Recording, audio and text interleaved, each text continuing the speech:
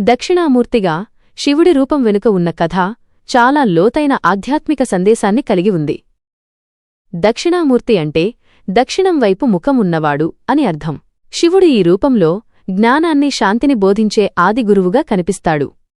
ఈ రూపం వెనుక ఉన్న కథ ఏమిటంటే, సృష్టి ఆరంభంలో బ్రహ్మదేవుడు తన సృష్టి కార్యాన్ని ప్రారంభించినప్పుడు తన మనస్సు నుండి సనక, సనందన, సనత్కుమార, సనత్సుజాత అనే నలుగురు మానసపుత్రులను సృష్టించాడు. వీరికి సృష్టి కార్యంపై ఆసక్తి లేదు. వారు జ్ఞానం, ఆత్మసాక్షాత్కారం కోసం తపస్సు చేయాలని నిర్ణయించుకున్నారు. ఎన్నో ఏళ్లు తపస్సు చేసిన తర్వాత కూడా వారికి సరైన జ్ఞానం లభించలేదు. వారి మనస్సులో ఉన్న సందేహాలు, అజ్ఞానం తొలగలేదు.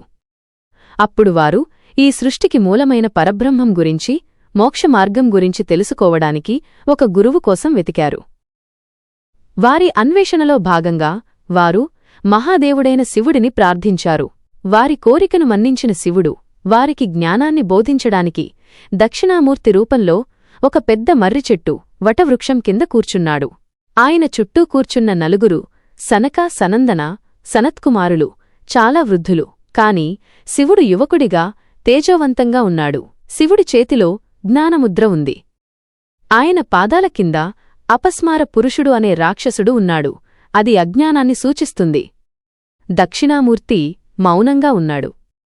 ఎలాంటి మాటలూ మాట్లాడలేదు. శిష్యులు సందేహాలతో కూర్చున్నారు. కాని ఆ గురువు మౌనం నుండే వారి మనస్సుల్లోని అన్ని సందేహాలు మటుమాయమయ్యాయి. అపారమైన జ్ఞానం వారిలో ప్రవహించింది. ఈ కథలోని ముఖ్యమైన సందేశం: మౌనమే మహోపదేశం. దక్షిణామూర్తి మాటలతో కాకుండా తన మౌనం ద్వారానే జ్ఞానాన్ని ప్రసాదించాడు.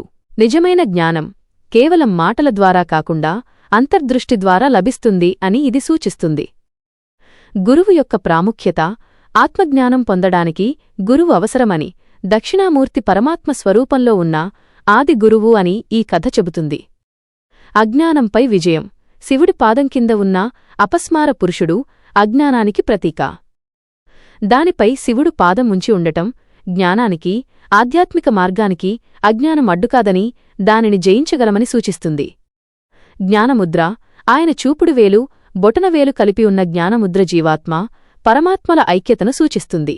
దక్షిణామూర్తి రూపం మనకు జ్ఞానం, నిశ్చలమైన మనస్సు మరియు గురుభక్తి యొక్క గొప్పతనాన్ని బోధిస్తుంది. అందుకే విద్యార్థులు, జ్ఞానాన్ని కోరుకునేవారు దక్షిణామూర్తిని పూజిస్తారు.